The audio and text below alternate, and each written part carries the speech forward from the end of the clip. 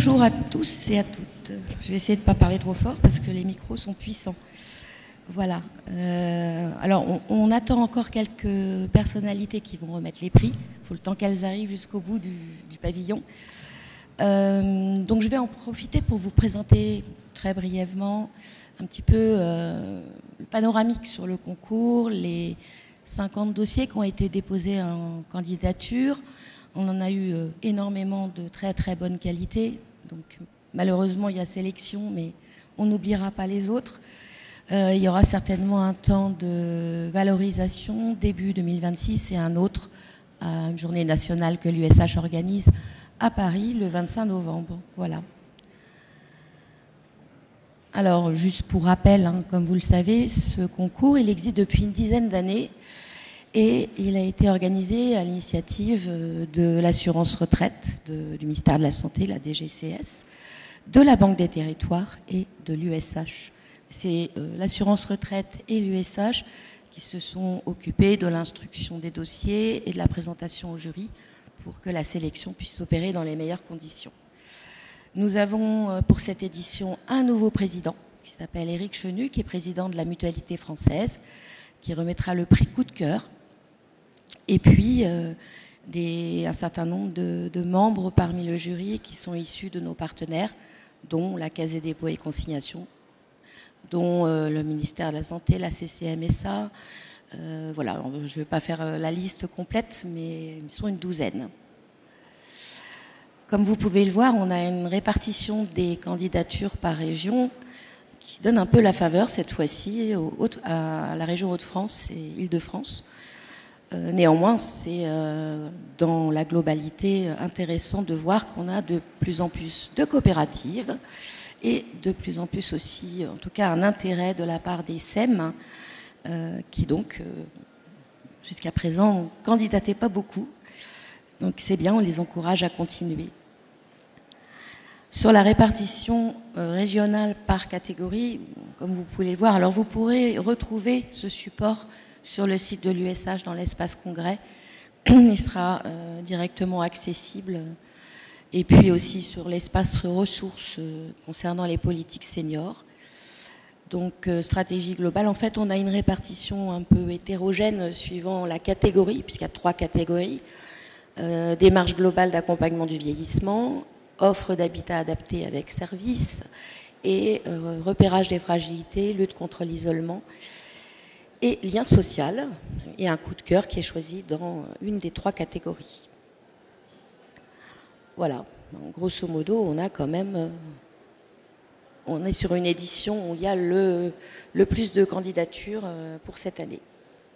Voilà, prochaine édition 2027.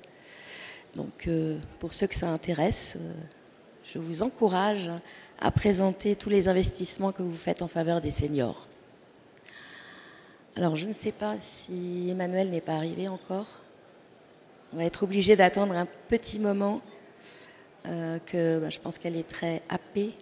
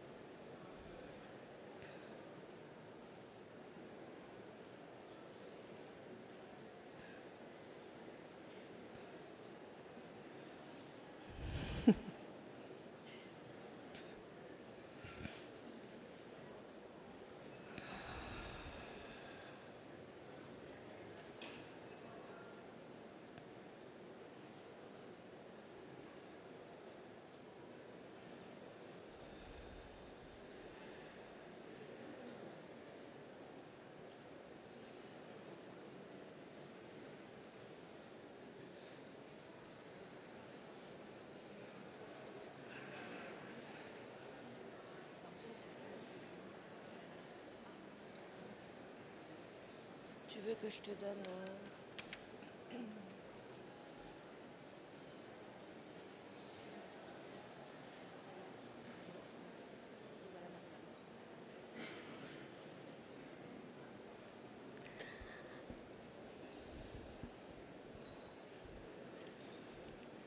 Alors, bienvenue à Stella Delouis de l'assurance retraite, Éric Chenu, président du jury du concours, et Marianne Louis, qui va représenter Emmanuel Cos pour l'USH. Bien sûr, Marie Lessec qui représente Costa Castridis pour la Caisse des dépôts et consignations, Banque des territoires.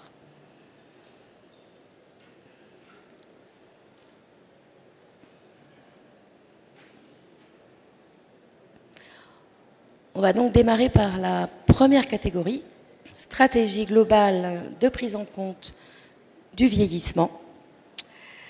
C'est Office 64 de l'habitat qui a obtenu donc le prix. Bravo, félicitations. Je vais vous demander de venir sur l'estrade. Je vais laisser la parole à Marianne Louis qui va nous dire un petit mot d'accueil et qui vous remettra le prix. Vous aurez quelques minutes aussi pour vous exprimer. Voilà. Oui, bien sûr. D'abord, je vais peut-être dire un tout petit mot pour remercier... J'ai un petit mot pour remercier l'ensemble des partenaires de ce prix HLM, partenaires des AG. Vous le savez, que c'est la 7e édition du prix, que cette année, nous avons la chance d'avoir eu comme président du jury Éric Chenu, qui est le président de la mutualité française et qui va participer également à la remise des prix. Remercier l'ensemble de nos partenaires, l'assurance retraite, la CCMSA, la CDC Banque des Territoires, la DGCS et donc à travers elle le ministère de la Santé. Ce prix, ce n'est pas simplement un prix, c'est aussi ce qu'on veut marquer à travers ce prix, c'est l'engagement du mouvement HLM, c'est aussi une façon de mobiliser les organismes HLM autour de la question du vieillissement. On sait que c'est un sujet... c'est pas un sujet de préoccupation parce qu'en fait c'est une réalité, c'est tout simplement un fait, c'est une réalité. Aujourd'hui notre congrès est placé sous le thème de la qualité. La qualité, c'est la qualité du service et c'est la qualité du service à tous nos locataires dans tous les âges de leur vie. Et donc la question du vieillissement, la question de l'adaptation, la question des services, la question de ce que peut faire le bailleur pour améliorer la vie du locataire ou en tout cas l'accompagner dans ces différents âges de la vie, c'est une question qui mobilise de plus en plus de bailleurs. D'ailleurs, en témoigne le nombre de candidats à ce prix, qui est en plus de 50, donc qui est en progression constante. Et c'est ce qu'on essaye de faire en permanence à l'Union, c'est-à-dire à la fois encourager les bailleurs, les accompagner, et puis valoriser les bonnes pratiques pour aussi donner des idées et diffuser. Voilà, donc félicitations à vous. Et puis après, voilà, je vous remets donc... Il y en a deux. Il y en a deux pour une personne? Ah, mais alors, il y en a deux par organisme. Deux par organisme, il y a deux pour le prix d'un, bonne opération. Voilà. Très bien. Et voilà, puis je vais vous laisser présenter le projet en question, je pense, c'est ça. Je vous laisse la place. Voilà. Donc, bonjour à toutes et à tous. Déjà, merci au jury pour l'octroi de ce prix. Je crois que les personnes que l'on sert au quotidien au travers de nos dispositifs d'accompagnement senior seront parfaitement ravis de cette récompense pour l'Office 64 de l'habitat. Merci à notre conseil d'administration qui a suivi notre stratégie et à l'ensemble des collaborateurs de l'Office 64 qui s'engagent à mes côtés sur ce sujet sociétal absolument essentiel. Alors une stratégie, une politique, elle ne se décrète pas comme ça du jour au lendemain. C'est le fruit d'un long travail, d'abord un constat. Alors on se situe, il y avait la carte tout à l'heure, donc à l'extrême sud-ouest de la France. On est en Pyrénées-Atlantiques, sur un territoire, bien sûr, qui bénéficie d'une attractivité forte, avec un taux de population retraitée qui a 4 à 6 points, suivant les endroits où on se situe, au-delà de la moyenne nationale. On est à peu près à 35% de retraités et, bien sûr, par ricochet, au sein de nos 12 000 logements, on a plus d'un tiers de personnes de plus de 65 ans. Voilà. Ça, c'est le premier élément qui nous a aidé à affiner cette stratégie. Ensuite, un deuxième élément important, c'est le partenariat. On est relié au Conseil départemental des Pyrénées-Atlantiques, donc chef de file des politiques autonomie, et qui nous a fait confiance sur ce sujet pour nous aider dans la construction et le fonctionnement de nos établissements. Et puis, on a pu mobiliser l'ensemble des collaborateurs sur la thématique de vieillissement parce que depuis les personnes qui construisent et qui adaptent le logement jusqu'aux personnes qui accompagnent nos locataires et nos seniors en particulier, il faut maîtriser l'approche du vieillissement. Et ça s'est fait aussi avec un partenariat associatif fort qui nous a aidés à affiner notre projet. Concrètement, en 3 mots, le projet au niveau interne, il se traduit par de l'adaptation de nos logements. Alors là, il n'y a rien d'extraordinaire, mais on a une démarche proactive pour aller au-devant de nos locataires que l'on a ressentis vulnérables. Et avec l'aide de la CARSAT, on dégage à peu près 700 000 € par an d'aide à l'adaptation au logement. On travaille aussi sur la lutte contre l'isolement social de nos retraités locataires en développant des actions de co-hébergement avec des jeunes de moins de 30 ans, ce qui nous permet à la fois de travailler sur la problématique de l'hébergement jeune, mais aussi de venir accompagner, aider nos seniors qui sont assez isolés. Voilà, donc ça c'est en interne un certain nombre d'actions que nous avons conduites et bien sûr on a créé une marque de résidence adaptée au vieillissement et ou au handicap que l'on appelle OVEOL. Alors, quand vous connaissez un peu le parcours résidentiel du senior, vous avez le maintien à domicile, avec tout l'étayage qui va pour le maintien à domicile, et vous avez les établissements sociaux et médico-sociaux. Entre les deux, vous avez des établissements du type résidence-service senior privé qui sont extrêmement chers, et il y a une dent creuse, un grand vide pour des publics qui relèvent des catégories de revenus du logement social et qui ne trouvent pas ces structures pour travailler sur la lutte contre l'isolement social. Et donc, on s'est mis à développer des concepts qui vont de la résidence exclusivement senior, en passant par de la résidence intergénérationnelle, de la résidence dédiée au soutien des aidants atteints, conjoints de personnes atteintes de la pathologie d'Alzheimer, toutes sortes des résidences d'habitat partagé pour des seniors, tout un concept qui s'adapte au territoire où on agit et au public. Voilà. Et donc, effectivement, aujourd'hui, on a à peu près 500 logements qui seront en fonctionnement d'ici 2 ans. Et c'est quasiment une demande sur 2 de nos élus et des collectivités des Pyrénées-Atlantiques sur le besoin en logement dans notre territoire. Voilà, donc moi je suis assez fier avec mes collaborateurs de porter ce sujet, très très fier d'avoir reçu ce prix. Et pour terminer, ce que je dirais, c'est que le nerf de la guerre, c'est le fonctionnement. On a la chance d'avoir un département qui avait quelques moyens et qui aide au fonctionnement de structures qui ne sont pas des établissements médico-sociaux. C'est du logement financé par les crédits de droit commun. On a un apport financier du conseil départemental, mais ça reste le sujet du fonctionnement reste essentiel. Voilà. Donc, tout ça en résumé, ça me fait dire que nous, les bailleurs sociaux, on n'est pas uniquement des poseurs de parpaings, on est avant tout des faiseurs de liens et on est des instruments de cohésion. Et j'espère qu'on sera entendu un peu plus haut pour qu'on continue à nous soutenir dans des moments qui sont un peu compliqués pour nous tous. Merci.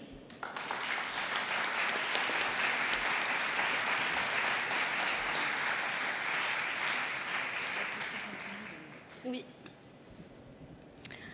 Alors pour le deuxième prix, pardon, donc la catégorie offre d'habitat adapté avec service, je vais appeler Grand Delta Habitat.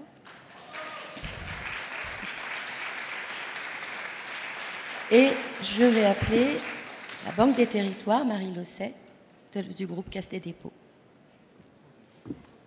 Marie, je te laisse dire un petit mot.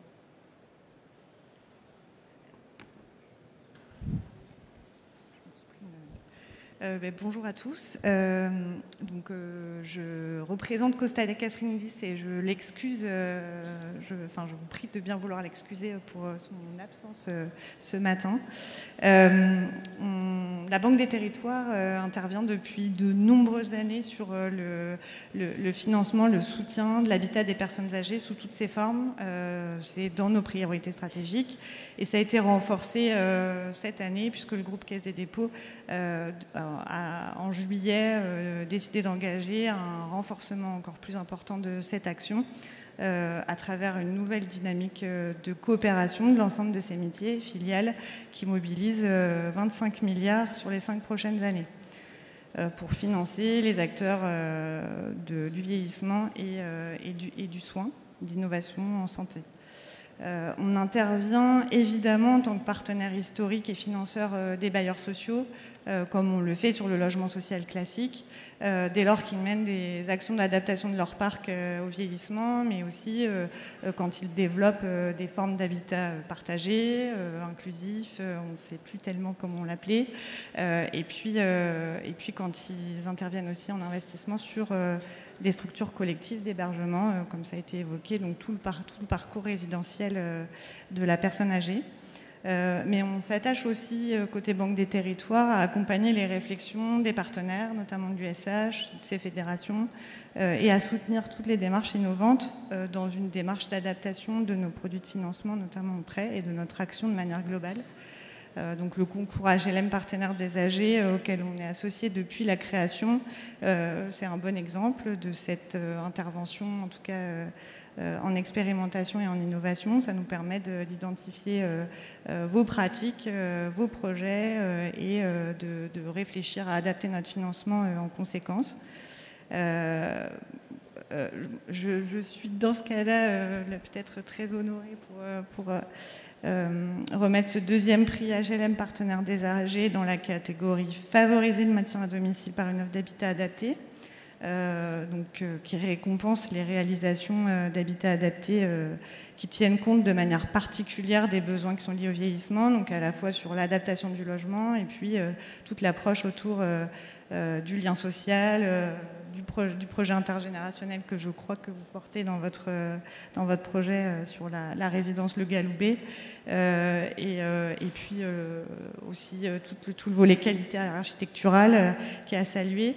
Enfin, je trouve particulièrement intéressant dans votre projet le fait que, quand ça a été évoqué sur le côté, il y a l'approche démographique, mais il y a aussi l'approche logement abordable et de proposer une offre intermédiaire qui soit accessible au plus grand nombre. Et de ce point de vue-là, je crois que vous avez du PLAI dans votre opération, donc ce qui montre qu'économiquement c'est possible. Et donc c'est intéressant de le saluer. Donc félicitations pour ce beau projet.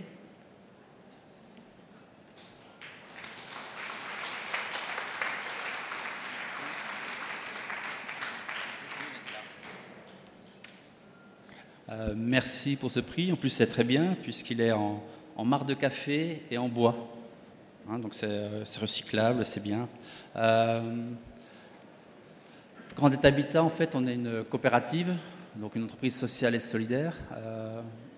Je veux bien dire qu'on est des petits gros dans l'univers du logement social, avec nos 42 000 logements. Et on construit beaucoup, on réhabilite beaucoup. On fait tous les métiers classiques. J'aime bien votre expression, on n'est pas là pour louer des mètres carrés. On accueille des gens, beaucoup de personnes, plus de 100 000 personnes dans nos 42 000 logements. Mais on fait aussi d'autres métiers. On est gestionnaire de copropriété, on gère à peu près 10 000 lots, et on fait de l'accession. L'accession, on achète des terrains, on fait de l'aménagement, en pleine concurrence avec nos sympathiques aménageurs et promoteurs. Et ce qu'il y a de bien, c'est qu'on se sert de cet aménagement pour faire du locatif, pour faire de l'accession, du PSLA, maintenant du BRS, et des terrains à bâtir. Et cette opération, le Galoubet, elle s'inscrit globalement dans cet ensemble, puisque c'est un terrain qui a été acheté. Et sur cette opération, il y a eu 10 logements en accession, dont des retraités qui ont acheté un logement en PSLA, une maison. Donc je trouve que c'est bien aussi qu'on ait tous les parcours résidentiels. Il y a eu 22 logements sociaux classiques, du PLAI, du Plus. Et puis il y a eu 20 logements, ce qu'on appelle chez une Grand Habitat, Alter Senior. Ça fait une dizaine d'années qu'on a déposé cette marque, Alter Senior, à l'INPI, parce qu'on se rend compte qu'il y a un vieillissement, on le rend vraiment compte aujourd'hui, mais il y a 10 ans, et ça s'accélère. Pour vous donner un chiffre, sur le Vaucluse, il y a 2 ans, 39 000 seniors, en 2050, 58 000. Donc il y a notre parc qui n'est pas adapté, et il faut qu'on adapte aussi notre production à venir. Ce programme, ce qui est bien aussi, c'est qu'on a fait ce qu'on appelle une salle de convivialité. Dans tous nos nouveaux projets dédiés, on fait une salle, on négocie avec la mairie, qu'on met à disposition de la mairie gratuitement, qu'on ne loue pas. Donc il faut l'intégrer dans le projet global, dans l'équilibre de l'opération. Et en fait, cette salle, c'est pas une salle pour les seniors, donc ils peuvent faire plein de choses. y compris de l'initiation à l'informatique, plein de choses. Mais moi, j'aime pas trop le mot inclusif. Mais en fait, cette salle elle sert aussi à servir des repas, y compris des personnes âgées qui sont dans ce village de Rochefort-du-Gard. Rochefort-du-Gard, c'est 8000 habitants. C'est un projet qui peut être compliqué parce qu'aujourd'hui, on a beaucoup de recours sur les permis. Et moi-même, c'est aucun lien, mais comme j'habite à 800 mètres du projet, j'ai hésité à faire un recours. Non, ça, c'est pas vrai, mais c'est vraiment un projet qu'à côté et qui a suscité pas mal d'émotions parce que globalement, aujourd'hui, c'est très, très compliqué de construire. L'an passé, au Congrès, on a signé une convention avec la CARSAT. Parce qu'il faut essayer de récupérer le maximum de fonds de la CARSAT, de l'AGIRC, de l'ARCO, etc. Et on essaye de faire des choses, non pas de façon industrielle, parce qu'on parle de personnes, mais essayer de faire du volume quand même. Grand Delta Habitat, c'est à peu près 500 logements neufs par an, et puis d'autres opérations en accession. Et c'est bien d'essayer de monter des projets. Et la première opération qu'on a montée il y a une petite dizaine d'années sur le Vaucluse, avec les services de l'État, avec la DDT, c'était très compliqué parce qu'en fait, comme on est en plus en PLAI, il y a bien sûr des caléoles, et en caléole, on va loger que des personnes âgées. Et ils ne voulaient pas. En disant non, vous devez proposer 3 candidats, non. Donc c'était compliqué. Et comme on avait une opération en Alsace, je regarde mes avis là au-dessus, il y a très longtemps sur Mulhouse, une opération qui avait été compliquée, on a réussi à persuader la DDT qu'on a le droit de faire des opérations en plus PLAI que pour des personnes âgées. Et quand vous faites 50 mètres carrés avec un loyer en plus qui est à peu près de 5 € du mètre carré, vous sortez un loyer pour des personnes âgées qui est de 250 €, ce qui est très peu cher, plus des charges. Et l'objectif sur les salles de convivialité, c'est de travailler soit en interne avec des personnes qui font cet accompagnement. C'est un métier qui est un peu loin d'une autre, on n'y arrive pas. Soit avec les CCAS, donc les CCAS nous refacturent une partie qu'on refacture aux locataires, ou soit avec l'ADMR. Mais c'est des systèmes qui marchent.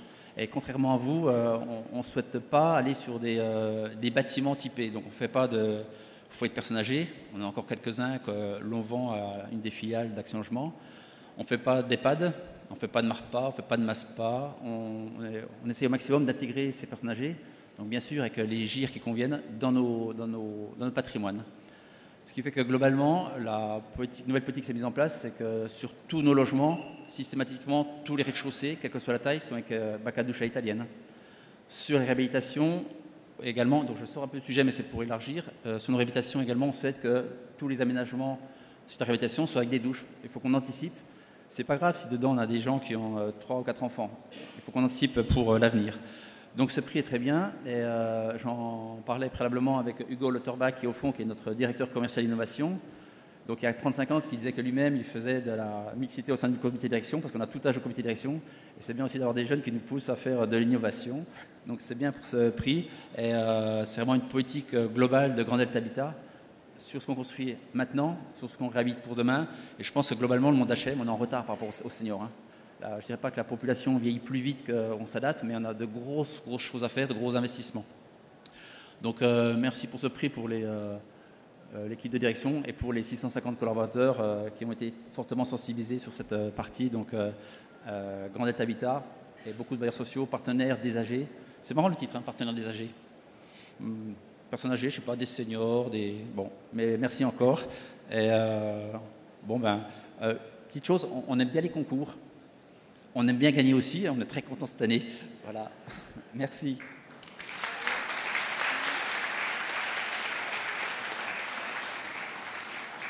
Alors on va enchaîner avec la troisième catégorie, troisième et dernière catégorie, qui concerne le repérage des fragilités, la lutte contre l'isolement et le lien social. Et donc je vais appeler l'IGERIS, qui a été lauréat, et je vais appeler l'assurance retraite, Stella Delouis, et la CCMSA, M. Sor, pour venir remettre ce prix. Je vous laisse, Stella.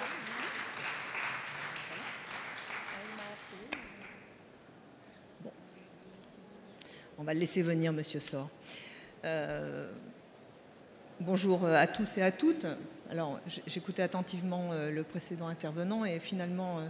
on n'est pas si en retard que ça, et si on était en retard, je trouve qu'on rattrape le temps et que les choses avancent quand même sur l'adaptation du logement et de la société au vieillissement. Alors, c'est avec plaisir, bien sûr, et aussi avec une très forte conviction que je prends la parole aujourd'hui au nom de l'assurance retraite pour cette 7e édition, ce 7e prix HLM Partenaires des âgés pour la catégorie agir contre les fragilités et l'isolement social des locataires âgés. C'est une catégorie qui a une résonance particulière avec la politique d'action sociale de l'assurance retraite.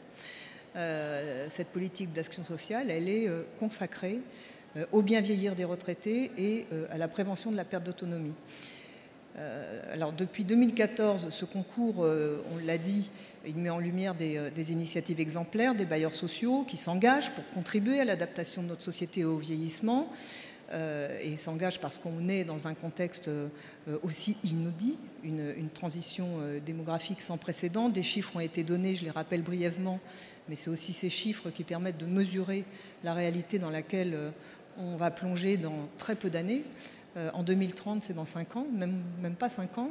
La France comptera 21 millions de personnes de plus de 65 ans, un quart de la population. D'ici 2035, le nombre de locataires âgés de plus de 60 ans va augmenter, mais ça, ce sont des chiffres que vous connaissez, puisque ce sont vos réalités, va augmenter de plus de 30%, ça fait presque 300 000 occupants âgés supplémentaires. Et au-delà de ces chiffres, quelques constats. Les attentes qui sont désormais exprimées et reprécisées par nos concitoyens âgés.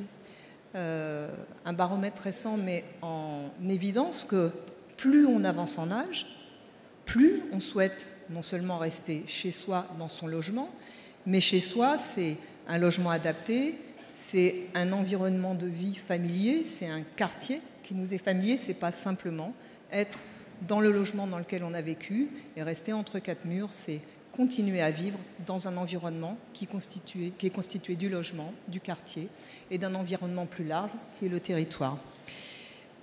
Donc vieillir chez soi, c'est vieillir dans un cadre de vie.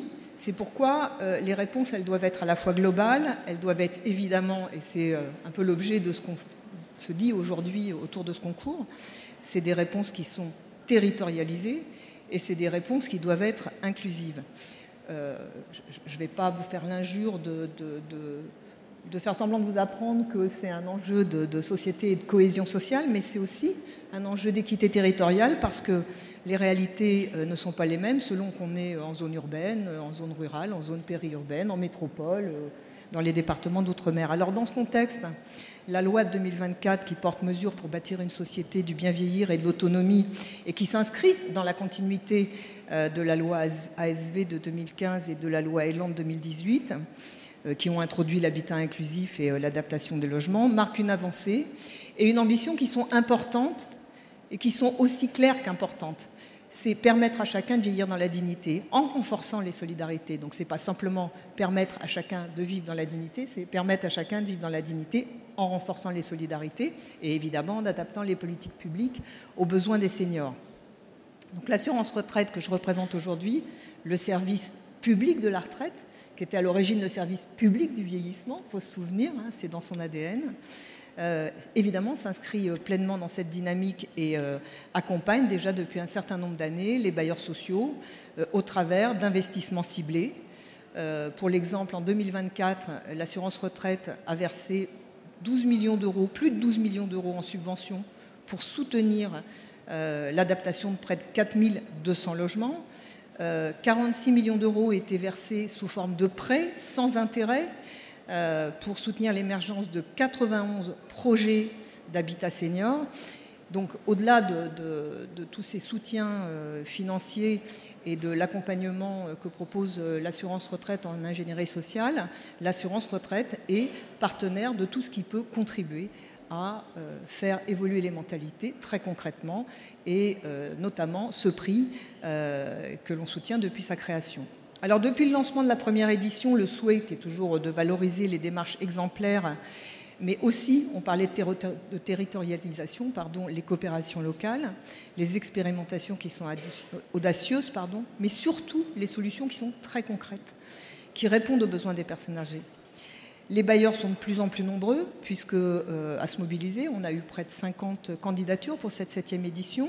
Ils font preuve de plus en plus de créativité, et ils font preuve de plus en plus de créativité dans les solutions apportées, qui sont des solutions qui finalement ne sont pas si difficiles à mettre en œuvre et qui sont un peu à la portée de tous ceux qui veulent bien se pencher sur ces solutions et regarder comment ils peuvent les dupliquer. Les dossiers qui ont été déposés dans cette catégorie ont permis d'identifier des dispositifs variés, portés dans des contextes urbains, ruraux, ultramarins. Et finalement, ce concours, c'est le reflet de l'organisation du mouvement des HLM face à l'arrivée au grand âge des boomers qui accentue le besoin d'accompagnement des politiques locales en direction des seniors. Donc je disais, on ne va pas assez vite, mais finalement, on a quand même bien rattrapé le temps depuis 2014. Tous ces projets, ils sont, qu'il s'agisse de tiers-lieux, de visites de courtoisie, d'accompagnement individuel, d'animation intergénérationnelle, mettent en lumière toujours cette volonté commune, qui est pas seulement de replacer les seniors au cœur de la vie sociale et pas seulement de valoriser, c'est évidemment des choses qui sont essentielles, mais c'est de les écouter pour faciliter leur accès aux droits. Toutes ces initiatives, elles démontrent que le logement social, ça peut être un levier de lien social, de prévention et d'autonomie. Et finalement, ces trois éléments sont les critères de la qualité de vie. Alors, au nom de l'assurance retraite, évidemment, je salue l'ensemble de ces démarches. Et puis, je vais passer à vous. Pardon d'avoir été un peu long, mais c'est toujours bien de rappeler que finalement, ce qu'on fait, c'est pas si mal et que c'est au service de demain et de nos concitoyens. Alors maintenant, je vais donc passer à l'Igéris pour son projet Vivadom. Je disais tout à l'heure, c'est du concret. Alors oui, c'est du concret. Lauréat dans la catégorie Agir contre les fragilités et l'isolement social, c'est un dispositif qui est innovant et qui est né, alors vous le direz tout à l'heure, je le dis, parce que finalement, c'est comment on fait la réalité. C'est né d'une série d'enquêtes qui ont été menées auprès des locataires seniors et qui ont révélé des attentes fortes, mais des attentes qui, au fur et à mesure, se reprécisent. Vieillir chez soi, maintenir le lien social, ok, mais aussi bénéficier d'animation, de proximité. Et l'accompagnement Vivadom répond à ces attentes avec une offre de services qui sont gratuits, qui sont personnalisés, qui sont accessibles à tous les locataires de plus de 70 ans. Parmi les actions concrètes, je vais en citer quelques-unes. Il y a un référent dédié qui est là pour centraliser toutes les demandes et assurer le suivi de ces demandes. Des visites ou des appels de courtoisie réguliers pour rompre l'isolement, des ateliers de prévention au pied des immeubles ou dans des logements vacants, des ateliers qui favorisent la mémoire, qui permettent d'accéder au numérique, qui font de la prévention des chutes, de la prévention contre la dénutrition, dont on sait que c'est un facteur très important de chute, et puis qui accompagne les seniors dans des problématiques qui sont des problématiques cruciales aujourd'hui, l'énergie, etc. Des aides administratives qui sont assurées par une conseillère sociale, des interventions pour des petits travaux qui sont effectués via des associations locales, et c'est pas une petite chose, des appels ciblés en période de forte chaleur pour veiller au bien-être des résidents et finalement pour renouer avec la conscience de 2003 qui a fait émerger ces solitudes invisibles qui, pendant la canicule, ont donné lieu à des dizaines de milliers de décès chez nos concitoyens âgés. Donc, ces appels ciblés en période de forte chaleur, c'est un moyen très concret de mettre en œuvre les plans canicules lorsqu'ils sont mobilisables. Alors, en plus, l'Igéris souhaite faire évoluer Vivadom dès 2026 avec une problématique qui est un peu le prolongement finalement de ce qu'on évoque, c'est-à-dire tout ce qui est autour de la mobilité résidentielle au sein du parc social. Donc Vivadom, dès 2026, va financer et organiser des déménagements vers des nouveaux logements adaptés dans le parc locatif pour les seniors qui ne peuvent malheureusement pas rester chez eux. C'est un projet donc qui allie prévention, accompagnement social, lien intergénérationnel, adaptation de logement évidemment, tout en mobilisant le réseau des partenaires locaux. Ce projet, bien que récent, illustre parfaitement l'engagement de l'Igéris en faveur de ses locataires seniors.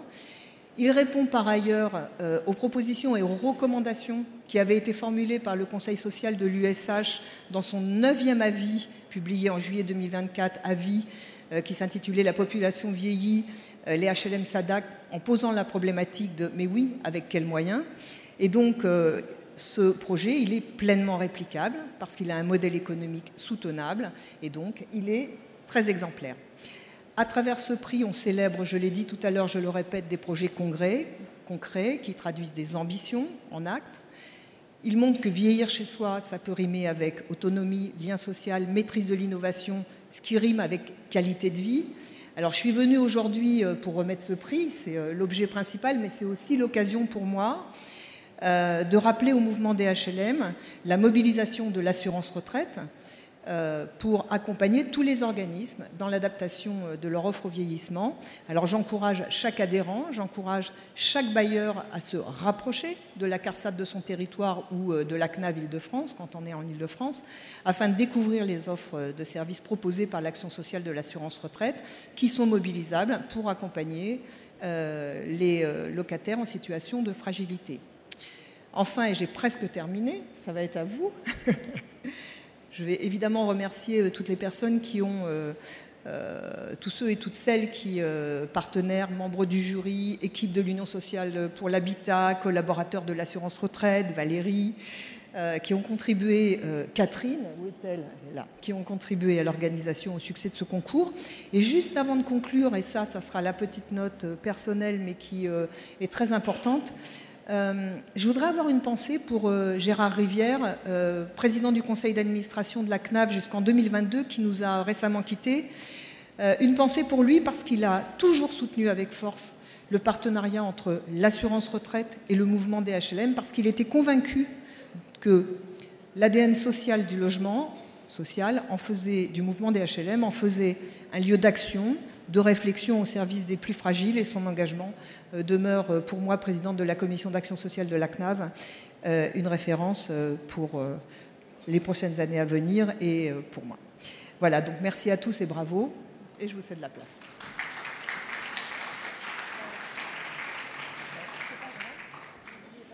Ah oui, non, je vais l'emmener chez moi. Voilà, donc on recommence. Voilà. Donc, j'ai le plaisir de vous remettre ce prix. Donc, j'ai compris qu'il était fait en café, c'est ça? En marque de café, c'est formidable. Et on va préférer en chocolat, moi aussi, mais j'aurais tout mangé avant d'arriver. Voilà, on était deux. Voilà. Merci beaucoup. En tout cas, bravo. Félicitations. Alors, je vais être très brève parce que tout a été dit. Je vous remercie. Je vais vous embaucher. Vous êtes une très bonne commerciale. Ligéris, Vivadom, on va pouvoir vous recruter. Je suis très fière, très honorée de recevoir ce prix au nom de Ligéris aujourd'hui. C'est une très belle récompense pour l'ensemble de nos équipes qui œuvrent au quotidien pour nos locataires seniors. Ligéris, très rapidement, donc on est une SEM de 8200 logements environ sur la métropole Tourangelle. Et 16% de nos locataires ont plus de 70 ans aujourd'hui. Donc effectivement, on a lancé une série d'ateliers participatifs, d'enquêtes, qui ont révélé que 50% de nos locataires estiment que leur logement est ou pourrait devenir inadapté au vieillissement, mais surtout que la quasi-totalité de nos locataires seniors souhaitent vivement vivre chez eux le plus longtemps possible, se sentent bien dans nos logements et ont envie d'y rester le plus longtemps possible. Donc, fort de ce constat, on a souhaité engager une politique senior innovante à destination de nos locataires seniors, en gardant en tête des objectifs très précis, à savoir anticiper et repérer les fragilités pour pouvoir favoriser le maintien au domicile, tout en proposant des services innovants, adaptés, qui permettaient de proposer des services en créant du aller vers et du lien social. Donc effectivement, on a lancé notre politique Vivadom au mois d'octobre 2024 en proposant 6 services dédiés, des services entièrement gratuits, sans aucun engagement pour nos locataires seniors de plus de 70 ans. Alors le plus plébiscité de ces 6 services, effectivement, c'est l'interlocuteur privilégié. Donc on a recruté un référent de proximité qui est l'interlocuteur dédié de nos locataires Vivadom, parce que c'est vrai que c'est parfois compliqué, on ne sait pas qui appeler, quel service solliciter en fonction de si on a un problème technique ou un problème administratif. Donc là, notre référent de proximité centralise toutes les demandes de nos seniors et s'assure du bon suivi par nos équipes et accompagne nos seniors dans leur démarche. Donc ça, c'est le service qui plaît le plus, effectivement, aujourd'hui. C'est très rassurant pour nos locataires de savoir qu'ils ont un seul numéro unique et qu'ils peuvent appeler pour n'importe quelle démarche. On a lancé également les coups de pouce menus travaux, les petits coups de pouce du quotidien, parce que c'est parfois un peu compliqué de changer une ampoule, de fixer une étagère quand on n'a pas d'aidant ou pas de voisins, ou qu'on voit les petits-enfants qu'1 à 2 fois dans l'année. Donc on a monté des conventions de partenariat avec des partenaires locaux, des associations locales, des régies, des centres sociaux, des chantiers d'insertion. Et donc on propose ce service-là, donc ils vont au domicile et sur une intervention qui peut parfois durer par exemple 1 heure où on va changer une ampoule et puis fixer une tringle à rideau, ça va nous prendre 20 minutes, les 40 minutes restantes, on va prendre le café, on va discuter et on a vraiment mis l'accent là-dessus parce que c'est pas uniquement des petits travaux, c'est vraiment créer du lien social, prendre le temps pour rompre l'isolement de nos seniors. 3e service, donc effectivement, c'est les appels et les visites de courtoisie. Donc c'est les seniors qui décident. Ils ont le choix entre une visite ou un appel 1 à 2 fois par mois par nos chargés de proximité. Nos chargés de proximité, c'est nos gardiens. Si certains bailleurs ont encore des gardiens, nous c'est des chargés de proximité. On a fait évoluer ces métiers-là.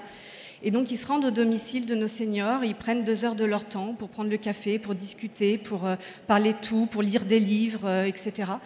Et donc ça, c'est très apprécié parce que c'est vrai qu'on n'est pas dans des EHPAD. Nous, on loue du logement et parfois, on a des locataires qui ne voient personne pendant 1 semaine, 2 semaines. Et ce petit rendez-vous, ils l'attendent et c'est vraiment très, très apprécié. On propose aussi effectivement donc, un accompagnement par notre CESF pour des aides dans les démarches administratives. Donc ça se fait au siège, par téléphone, mais elle se déplace aussi au domicile. On prend le temps d'accompagner nos locataires seniors.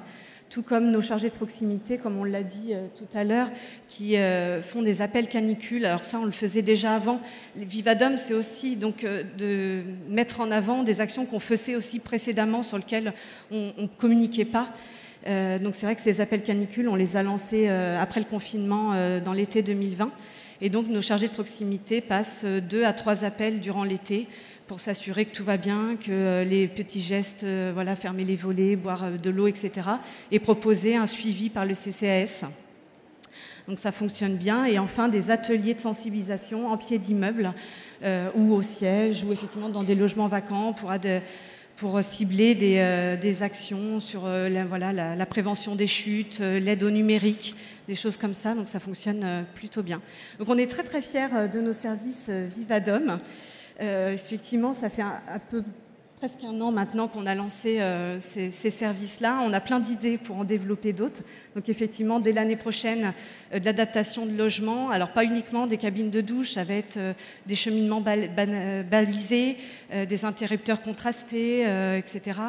Et puis de l'aide à la mobilité, parce qu'un senior isolé qui est dans un type 4, dans un logement au 2e étage sans ascenseur, c'est très compliqué pour lui de se projeter dans un déménagement. On sait que c'est déjà pour nous c'est compliqué, mais quand on a 70, 75, 80 ans, c'est impossible.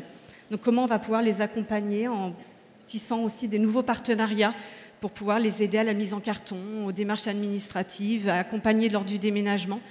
Donc on va cibler ces nouveaux services-là et puis on est très très fiers. Aujourd'hui, on a une centaine de locataires Vivadom. On espère pouvoir continuer à en avoir plein d'autres et proposer de nouveaux services et pourquoi pas revenir dans 2 ans, récupérer un autre prix. En tout cas, merci à vous tous.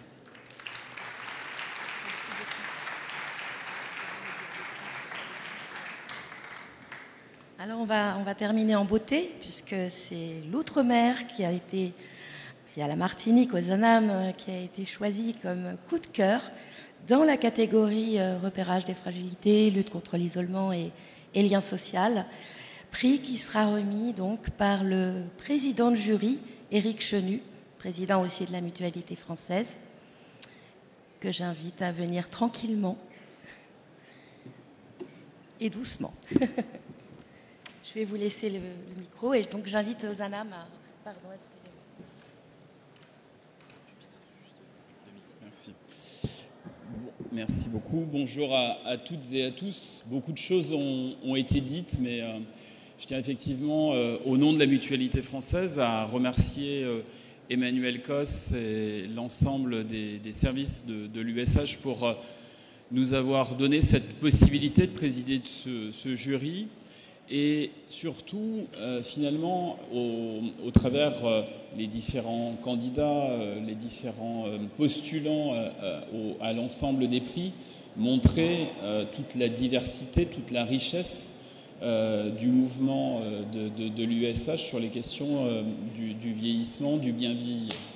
Et de ce point de vue, il y a beaucoup de choses qui recoupent les préoccupations, les réflexions de la mutualité française, de l'ensemble des mutuelles, des groupes mutualistes, des unions régionales, territoriales qui composent le mouvement de la mutualité, plus de 500 mutuelles, qui protègent 35 millions de personnes en santé, en prévoyance, en dépendance, en épargne, en retraite, mais aussi gérant 3000 services de soins d'accompagnement mutualiste, du centre de santé à l'EHPAD, de la structure en optique ou en audiologie jusqu'à la clinique en médecine, en chirurgie, en obstétrique. Et puis, c'est plus de 25 000 actions de prévention, dont un tiers à destination des personnes âgées. L'engagement de la mutualité, que ce soit sur la prévention, sur le soin ou l'accompagnement, pour permettre le maintien en autonomie, est extrêmement important parce que, de notre point de vue, si on veut que notre protection sociale, à laquelle nos concitoyens sont très attachés et qui caractérise la cohésion sociale républicaine de notre pays, soit soutenable, il faut qu'on se donne les possibilités d'éviter un emballement des dépenses et surtout de permettre aux gens de mener leur projet de vie le mieux possible, le plus longtemps possible. Et tout l'enjeu, Stella Delouis y a fait référence, de l'adaptation de la société au vieillissement, c'est aussi ça. C'est permettre aux personnes de pouvoir vivre dignement, de mener leur projet de vie, mais aussi de trouver les modalités, les conditions pour que notre protection sociale solidaire reste soutenable, permettre l'encapacitation, l'émancipation individuelle et collective de chacun. On est au début de la transition démographique. On l'a vu en 2024, il y a eu plus de décès que de naissances dans notre pays, ce qui était inédit, hors période de guerre, mais tout ça va s'accélérer. Les besoins d'accompagnement vont énormément progresser. D'ici à 2030, ils vont augmenter de 20%, d'ici à 2050, de 60%. Et donc, l'enjeu, ça va être, parce que l'appétence de chacun, c'est de rester à domicile toutes les fois où c'est possible, ça va être d'organiser cela.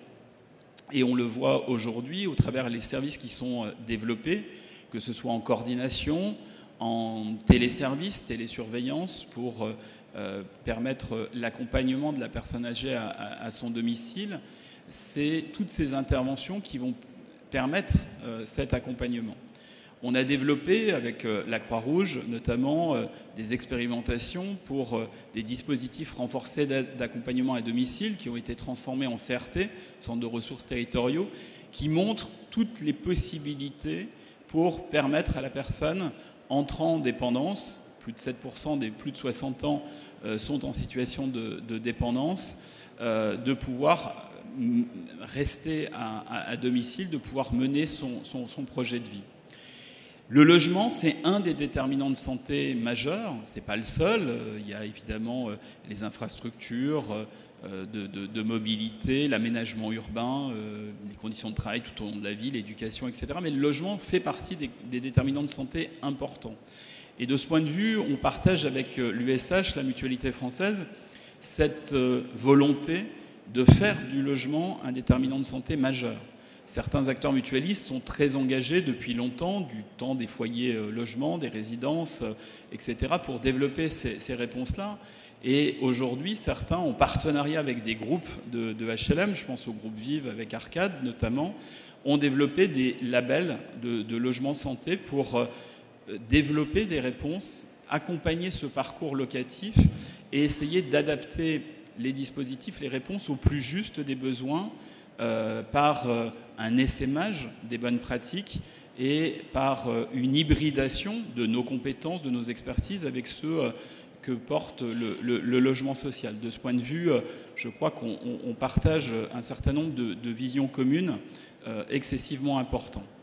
Ça a été dit par plusieurs intervenants avant, et je veux terminer mon propos par cela, parce qu'on est dans l'année de la grande cause nationale sur la santé mentale.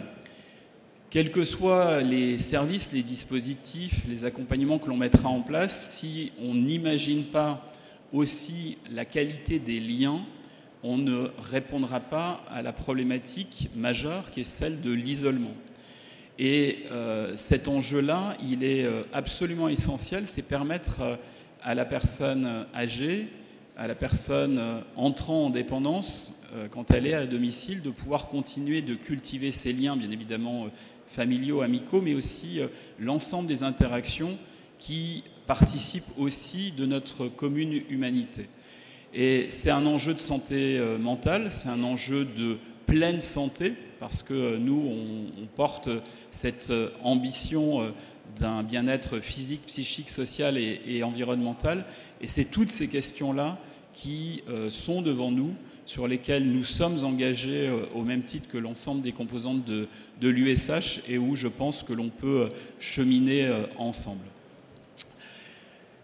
Quelques mots d'Ozanam et pourquoi le jury a donné ce prix coup de cœur à Ozanam. Eh bien, je crois que finalement, Ozanam, c'est la traduction de ce qu'est l'USH, de ce qu'est la mutualité française, c'est-à-dire une réponse de proximité, d'acteurs qui ont su co-construire dans une approche intergénérationnelle une réponse pour justement qualifier la pertinence de ces liens, répondre aux besoins d'accompagnement dans une approche ludique, intergénérationnelle, solidaire, de proximité, associant différentes compétences, différents acteurs.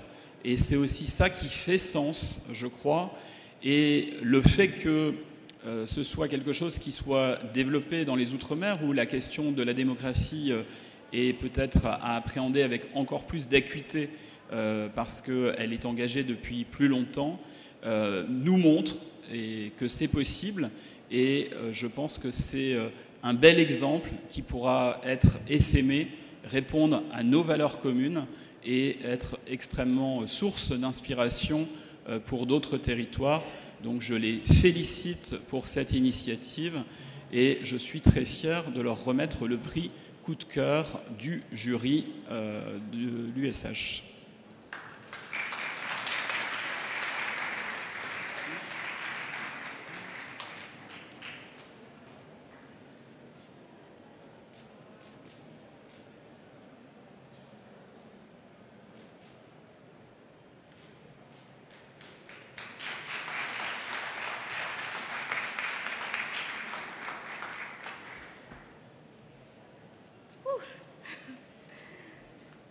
Alors, merci beaucoup. Nous sommes honorés d'avoir remporté ce prix coup de cœur partenaire des AG 2025.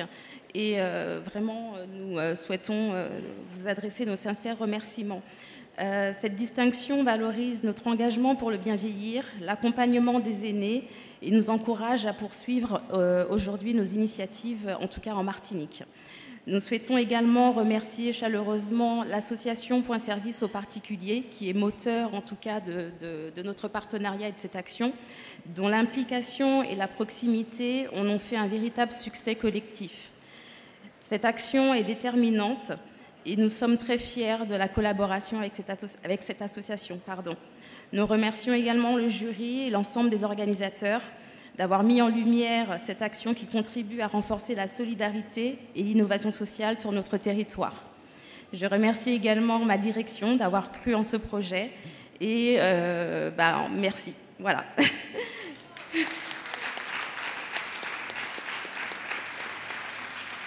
Donc, pour vous exposer un petit peu cette action, donc les matins ludiques, je vais quand même vous rappeler un petit peu le contexte du territoire de la Martinique, brièvement. Il faut savoir que la Martinique, c'est une population qui est estimée à 350 000 habitants. Pour la 3e année consécutive, nous sommes le département avec la part la plus élevée de personnes âgées, donc à peu près 35% de population. La société Ozanam, groupe Action Logement, compte 11 157 logements et nous avons à peu près 40% de locataires seniors au sein de notre parc HLM. Le vieillissement de la population donc, se reflète aussi au sein de notre parc HLM. Elle s'intensifie et évolue par des besoins différents en fonction de la catégorie des âges. Depuis 2023, nous menons une politique active en faveur du bien vieillir à domicile. Et donc, face à ces constats, nous avons décidé de collaborer avec l'association Point Service aux particuliers. C'est une association qui s'inscrit dans une dynamique d'action en faveur de l'accompagnement, de l'information et de la sensibilisation aux particuliers.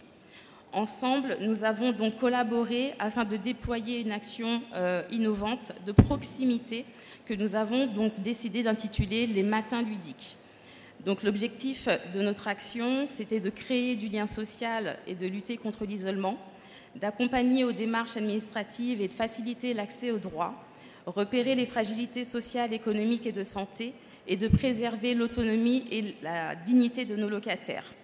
Donc le public aujourd'hui qui est concerné par cette action, je dirais sur l'ensemble du territoire, nous avons dans un premier temps ciblé ce qu'on appelle chez nous un grand ensemble, donc la cité batelière qui date des années 70 et qui compte à peu près 950 logements. Sur ces 950 logements, vous avez 447 logements où vous avez un locataire senior de 60 ans. De là, nous avons également donc, décidé d'y rajouter l'ensemble de nos résidences seniors qui sont aujourd'hui localisées sur l'ensemble de notre territoire, autant au nord, sud et le centre de la Martinique. Donc, les matins ludiques reposent sur des matinées conviviales et ludopédagogiques qui sont animées au sein de nos locaux collectifs résidentiels. Elles sont programmées mensuellement. Ces matinées ludiques se composent de jeux thématiques. Donc, ce sont des jeux, je vous donne un exemple, un jeu de loi sur les droits sociaux, un loto administratif et aussi des ateliers mémory pour la stimulation, en tout cas de la mémoire de nos seniors. Nous avons également mis en place des ateliers numériques et de santé et des permanences partenariales d'accès aux droits. Lors de ces permanences, nous avons créé une collaboration avec des agents, donc, que ce soit de la CAF, des impôts et de l'Agence de la retraite, afin d'apporter des services de proximité. Nous avons également des temps d'échange conviviaux autour ce qu'on appelle chez nous un TPI, qui est confectionné par l'ensemble de ces résidents seniors. Et donc ces rencontres favorisent aujourd'hui donc la confiance et l'identification des besoins, mais également une proximité en pied d'immeuble. Les matins ludiques en partenariat avec l'association Point Service aux particuliers, ce n'est pas seulement un partenaire, c'est aussi un ensemble de partenaires qui gravitent autour de ces matinées, comme les CCAS, les institutions partenaires, donc je vous disais tout à l'heure la CAF, les impôts, on a également le DAC Appui Santé et la CGSS. Et aujourd'hui, fort de ce succès, en 2024, ce sont 400 locataires seniors qui ont été donc accompagnés sur toute l'année. Et nous avons donc une programmation 2025 qui suit son cours et aujourd'hui qui aussi ramène énormément de populations seniors. Nous nous sommes rendus compte lors des différentes matinées ludiques que d'autres locataires seniors de d'autres bailleurs du territoire souhaitaient s'y associer. Donc progressivement, nous avons ouvert ces matins ludiques en interbailleurs. Nous avons donc souhaité communiquer auprès des deux autres bailleurs du territoire, donc la SMHLM et la CIMAR, afin que ce soit vraiment une action interbailleurs pour le bien vivre de nos seniors du territoire. Donc voilà, en gros c'est ça, mais j'espère qu'on pourra poursuivre en tout cas ces innovations sur le territoire et encore de belles expériences. Merci beaucoup.